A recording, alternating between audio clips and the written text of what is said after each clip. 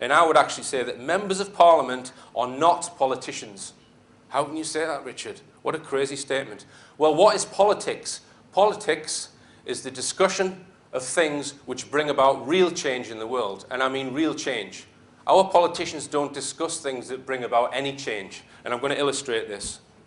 Let's just say that the political landscape, politics, is being played out in this football stadium. And the players on the pitch are the political players in politics. What are the issues which really bring about change or have brought about change in our world? I'm going to list some. The central banking system and the way that that is organised, and I'm going to touch on that a little bit. Okay?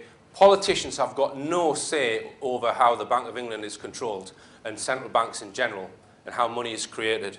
They're out of the loop on that. The media, most politicians are actually duped by the media. They believe what the media says and they can't see through the lies. False flag operations, again, 9/11 and 7/7. They wouldn't even acknowledge that this is the truth. But these false flag operations have brought about massive change in the world because they have caused leaders to be deposed and millions of people to be killed and administrations to be changed in foreign countries. So that is exercising huge power. And our politicians aren't even aware of it. So it brings about military operations, which they are not part of. And again, they do not know about no politician knows about the hidden technology of 9/11, the advanced energy weapon. So how can they claim to have any power? Commodities such as oil, coal, food, and water are all controlled by corporations. They're not controlled by our politics. And health policies are decided by organizations such as the World Health Organization, which impose their rules on various governments.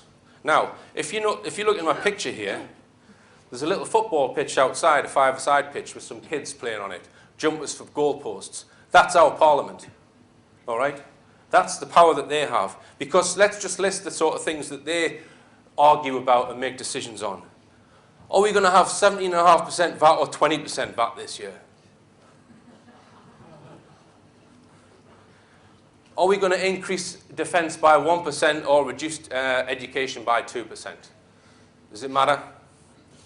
And fake scandals. They love arguing at length about fake scandals, such as the phone hacking. That was a fake scandal, and I will explain why. Whenever they come out with a scandal, the latest one is this interest rate fixing scandal. It's not a scandal. Whenever you see the word scandal in the media, replace it with the word PSYOP, psychological operation.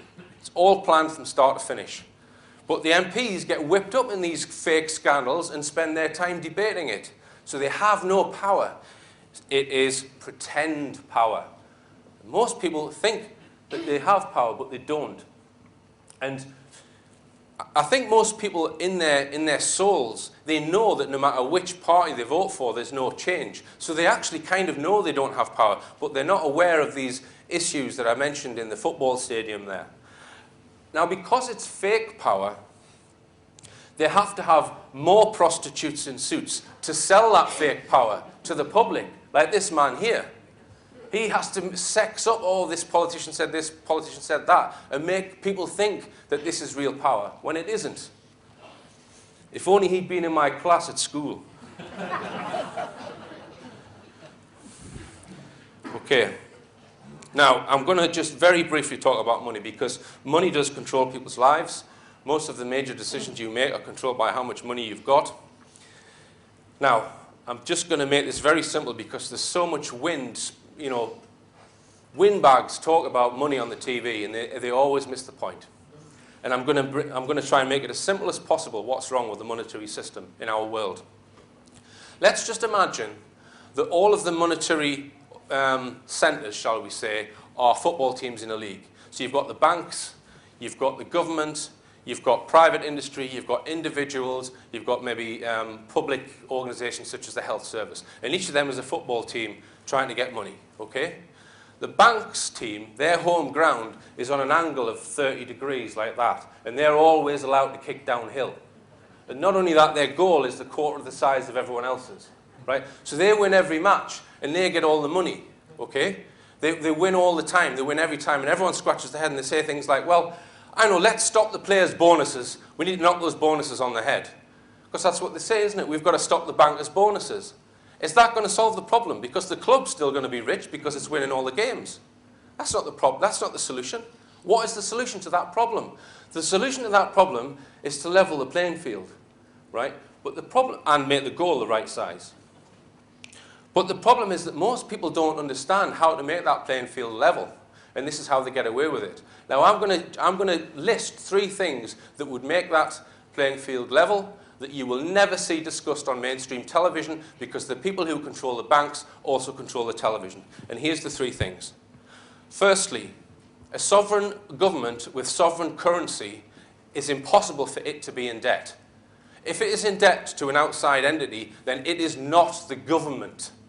The outside entity loaning it the money is the government. The government should have the authority to print the currency. That's the first con, because the debt that the government is in, we pay the interest to the government who give it to an outside entity. The government should have authority to produce and print the currency itself. Okay? They disguise the loans by issuing bonds and calling it quantitative easing, but they're in debt to outside entities. That should be impossible. That's the first thing. The second thing, the method by which money is introduced into the economy is called the fractional reserve system. That's where money is created by the central bank. It's loaned to commercial banks that you and I can use. They then loan out that money. That's reinvested, and they loan the same money out again. So they can loan the same piece of money out several times and get interest each time. Now, the net effect of the fractional reserve system is that over time, 10, 20 years, the wealth of the common man is gradually sucked into the pockets of the bankers, right? That system always ends up like that. So the fractional reserve system needs to be wiped out. So if you put your pound in the bank, it stays in the bank. They can't re-lend it. If you want a loan, you get it centrally from the government. That's the second thing that needs to change. And the third thing is that usury, the charging of interest on loans, needs to be made illegal. So if you need a loan, you get it from the government interest-free, possibly with an arrangement fee. Now, if you do those 3 things, you can immediately wipe out inflation. Then you wouldn't need to put your money in a bank, because your pound will be worth the same as what it is now in 40 years' time. Those 3 things would make that playing field like that. But I can guarantee not one person will discuss this on TV, because the playing field like this suits the people who are pulling these strings. Now, a lot of people ask me, they say, Richard, will you cover fluoride in water? I mean, maybe this water here's got fluoride in it. Aspartame in fizzy drinks. These are all huge worries, because there's no doubt there are massive risks to your mental state if you're drinking fluoridated water. But it's an area that I've steered clear from, because I don't feel that I'm qualified, but I've realized that there is huge conspiracy in the pharmaceutical industry. For example, pharmaceutical industries, it's not in their interest to cure anyone, people who are making drugs. It's in their interest to keep people ill and keep them on a drug where they're getting paid for. Something needs to change with that. They need to be rewarded for getting people off drugs and making them well. So, as I say, I've steered clear of that area. It's just such a massive area, health, and I wish other people would cover it in shows like mine. If I could fund it, I would produce another show like mine, focusing purely on health. Okay, now, in the military. Obviously, the military is used by these oligarchs to expand their empire, to march towards this world government. And we're seeing this now in the Middle East. And I have no doubt the focus, once they've got control of the Middle East and they've got all their bases in there, and they've got countries which are subservient to them, they will then move on to the Far East. I have no doubt of that. And the military, over the last 10 years, have increasingly used these are unmanned drones.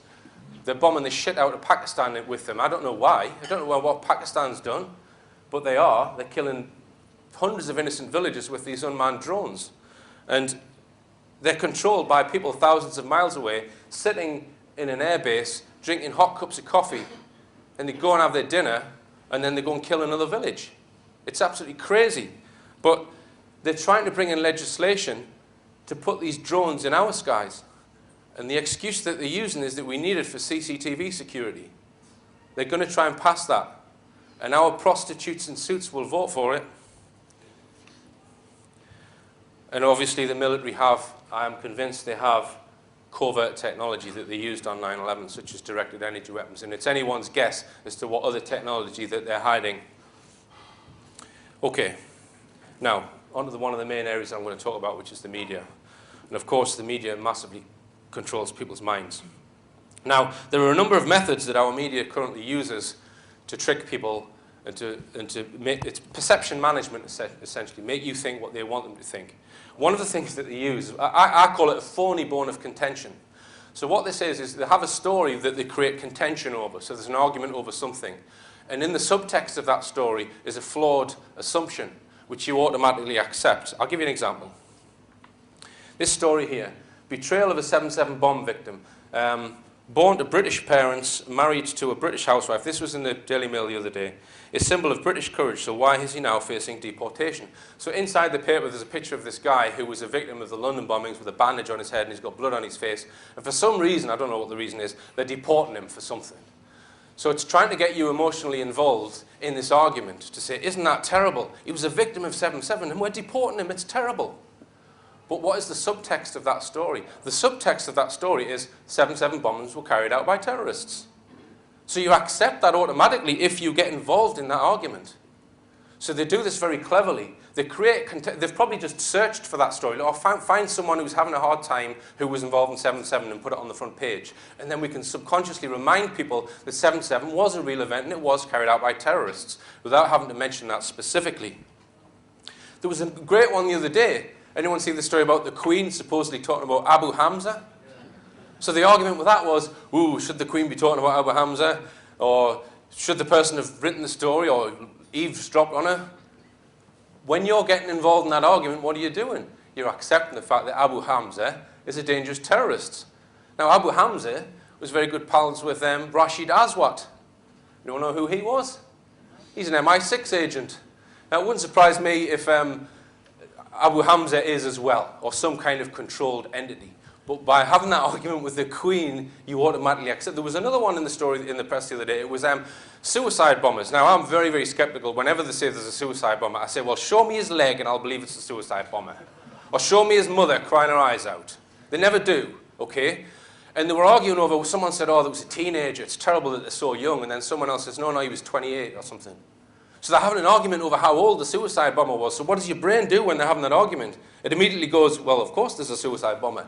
It's the phony bone of contention. And they do this all the time in the news.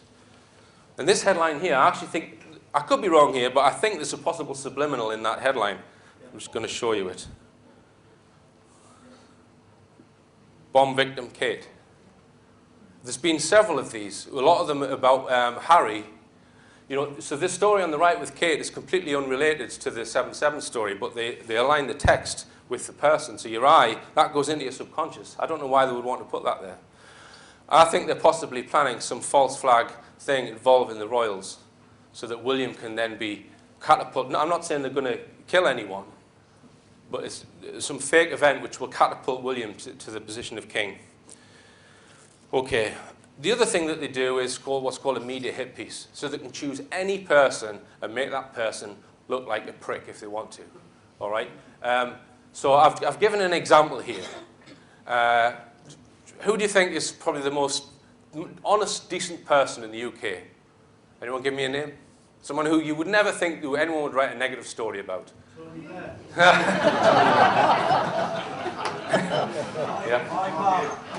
Say again? Who? Oh, Muad'Dib. Okay. Anyone else? Nick Pope. Nick Pope. Okay, well, I'll tell you who I've chosen, right? I'll tell you who I've chosen. How about Bobby Charlton? Okay? So I thought, well, he's considered, you know, he's never done anything wrong. He's won the World Cup and all of this. Could you write a hit piece on Bobby Charlton? It was really easy. I'm going to read it out. Aging ex-soccer player Bobby Charlton, 74, born in the northeast Pitt village to a family of peasant coal miners, is well known for his incomprehensible Geordie accent. Having left his favourite pastime as a footballer at the age of 35, he hasn't done a day's work in his life. Although some would question whether football can be considered work in the first place. He tried football management in 1973 with part-timers Preston North End, who were soon relegated. So poor was his record there, the following season he made himself player manager, thinking he could sort out their problems on the pitch by reinstating his now ageing legs. The following season he left, realising that he couldn't manage a child's Christmas party, never mind a football team. Totally unemployable and desperate, but wanting to continue to exploit football for money, he went begging back to the hugely rich Manchester United, where they took pity on him and made him a director. A director of what, though, is not known, with him having so little to offer the club, although he seems to do well as a director of nothing, with his 5-bedroom detached house and top-of-the-range 30-grand Jag. Last year, Charlton was voted the 4th greatest Manchester United player of all time. But that's hardly an achievement when you consider the top 3 were adulterer Ryan Giggs, alcoholic George Best, and karate kick madman Eric Cantona. Charlton has distanced himself from his wayward blood sport brother Jack, who enjoys killing wild animals on a regular basis and was known for hacking players and occasionally breaking their legs. So vain is Bobby that when he began to lose his hair in the 1960s, he refused to go bald gracefully, sporting a style of stranded, isolated hairs, which would often flop around when he was running before he would tug them back over his head. This style today is still known as the Bobby Charlton comb-over, and is undoubtedly Charlton's only lasting contribution to society. So they could pick anyone in this audience, find a few negative things and make you look like a prick. And they do that. They've done it with several people. They did it with Charlie Sheen, because he started talking about 9/11 truth. Now, media collusion is another thing, another trick that the media use, or another thing that they do. And you can verify this just by going into any newsagents and looking at the titles, that they are all colluded. They're all singing from the same hymn sheet. You've just got to read them. There is no alternative view. Supposedly the Daily Mirror is meant to be alternative, but that's with writers such as Tony Parsons. They're not alternative. They're controlled opposition. And this can be demonstrated by this next clip. And the Daily Mail has a picture which sums up the feelings of many Libyans. They tore the head off a bust and then put some shoes on top of him, stamping on the bust of the tyrant's head, "We'll get him." And the Express choose to focus on the public sector's big pay boost. Let's just take you live to Tripoli. I want to show you some pictures there. This is people in Tripoli in the centre. I think it's Green Square, renamed Martyr Square, call it, choose your name. Officially, really. I suppose, Yes, still Green Square, but renamed by those. But as you can see, a huge throng of people now turning out. We spoke very briefly to Schwab this morning, who described the scenes of jubilation and celebration, saying it was a very good day. More on that after 7 o'clock. Now, back here in the studio, Sam. Okay, so that footage was actually in India, okay? So obviously either there were no celebrations in Martyr Square, or the BBC couldn't be bothered to go there, one or the other. But the point I want to make is, why didn't ITV, Channel 4, Channel 5, all of the other channels jump on that and have that on their main news, or their satirical comedy programmes, to take the piss out of that? I only read about that in the alternative media. So why aren't they doing that? Surely they would. They're supposed to be in competition for news, so they would exploit that, surely. But they didn't. And that's because they're all singing from the same hymn sheet. And if you were to expose that, it damages their official line, which is that Gaddafi is evil and needed to be gotten rid of.